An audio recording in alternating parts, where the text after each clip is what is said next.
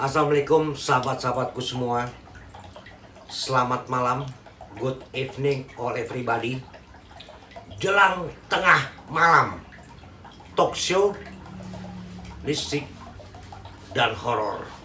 Saat ini saya kedatangan tamu yang tidak asing lagi, ya. Mungkin teman-teman sangat mengenal ya. Sang dukun Sakti Mandraguna. Nah, sang dukun Sakti Mandraguna ini akan menceritakan tentang bertobat. Jadi sang dukun ini bertobat. Oke, selamat malam Pak Rudi ya. Malam bang. Pak Rudi ini tadinya kan seorang dukun besar ya. Kalau istilahnya tuh Sakti Mandraguna. Kenapa bisa bertobat? Apa bisa menceritakan tobatnya tuh dikarenakan apa? Jadi nggak selamanya kalau menurut pandangan hidup saya bang ya.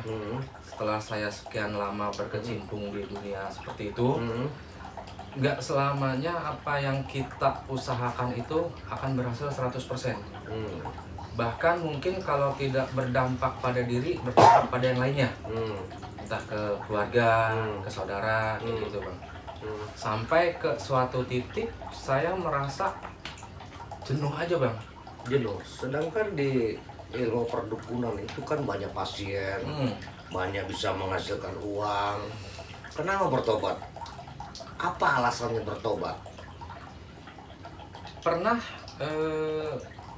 momen hidup gini bang.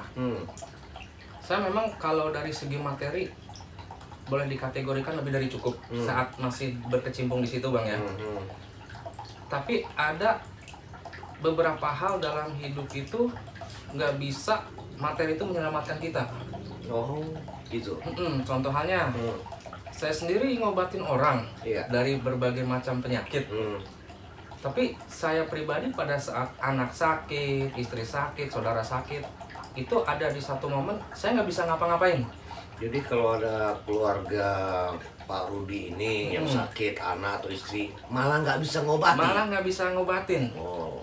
Larinya ya tetap ke dokter-dokter juga.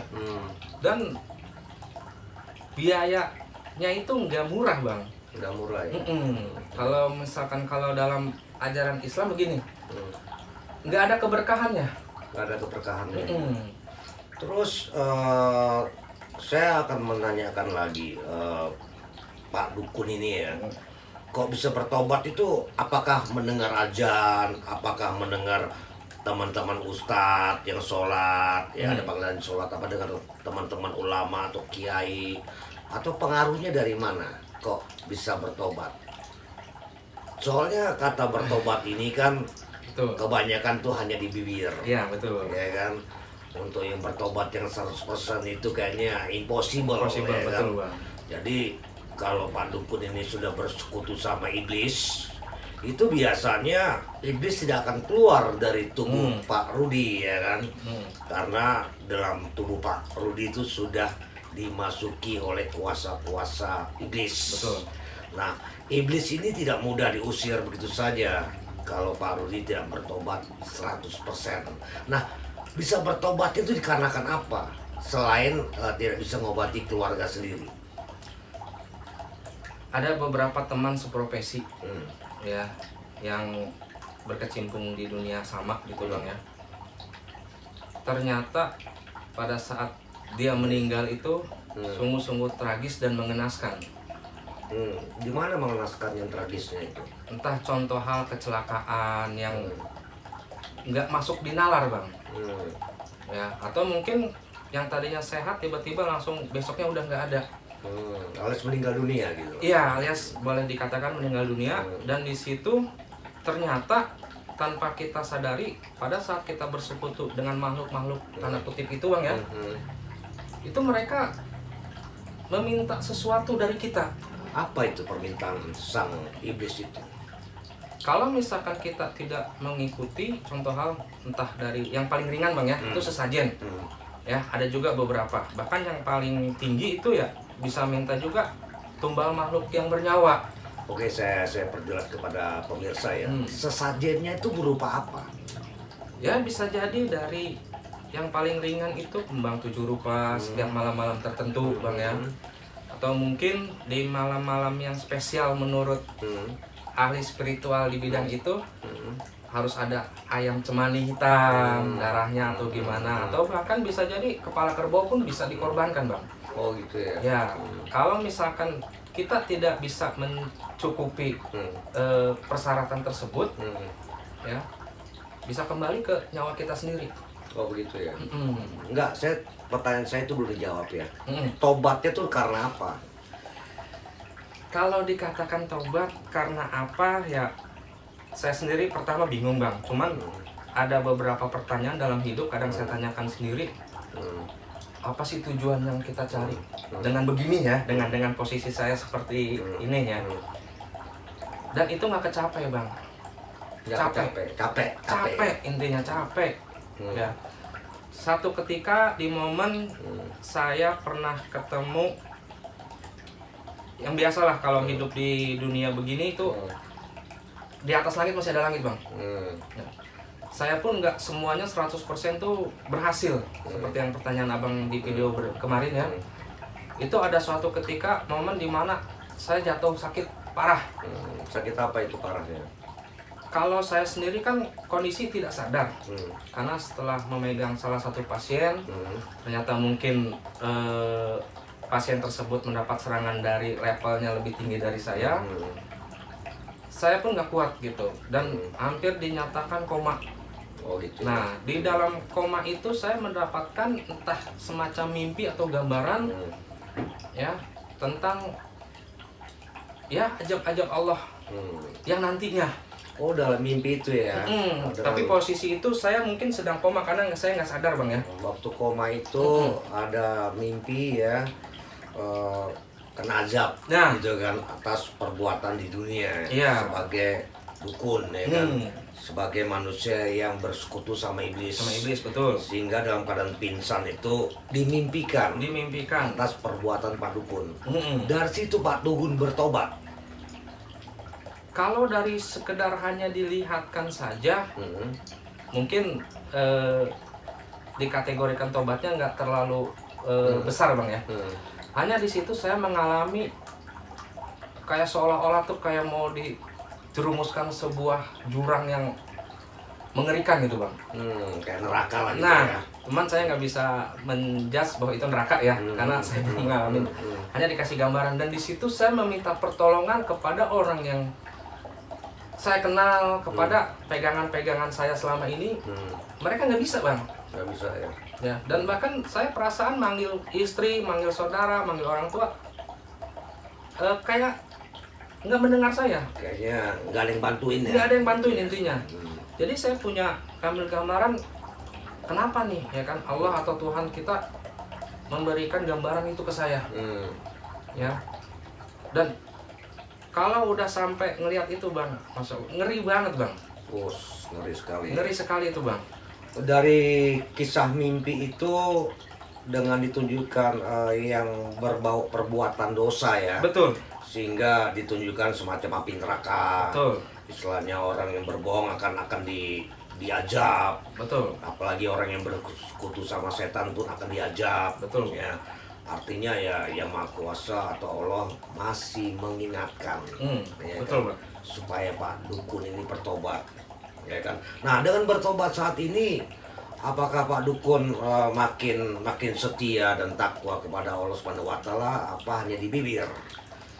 Kalau dari hati sih saya bisa menggaransi 100%. Tapi kan ternyata yang namanya kita mengucap tobat atau berniat tobat tuh tidak semudah membalikan telapak tangan Bang ya.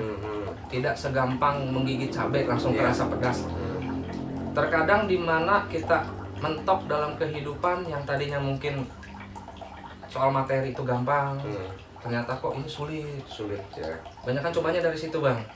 Ya. Dan mungkin saya berpikir bisa jadi saya hanya tobat di mulut saja gitu Bang. Iya. Kalau di hati sih sudah benar, kalau misalkan orang tanya tobat 100%, yakin saya 100%. Tapi terkadang kita dimentokkan dengan realita kehidupan Bang. Ya, yang seolah-olah tuh kita akhirnya pengen terjerumus lagi, pengen buka praktek lagi kayak gitu bang. Tapi dengan semua keyakinan dan saya ikutin beberapa arahan ceramah-ceramah yang saya ikuti gitu ya, entah dari media massa atau dari offline, saya hanya berusaha istiqomah aja bang. Istiqomah aja. Walaupun seperti saya tadi bilang, nggak semudah membalikan telapak tangan. Yang kata bertobat ya, kata bertobat itu karena di dalam tubuh Pak Dukun ini kan banyak iblis-iblisnya. Jadi makanan firman Allah Subhanahu wa taala itu sedikit Betul ya, atau tidak ada sama sekali.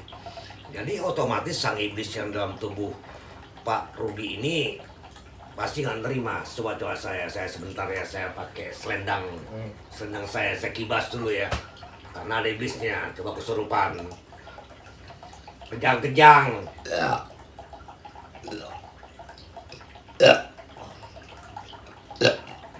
Maaf bang. Saya selembang lagi ya. Saya kalungin nih.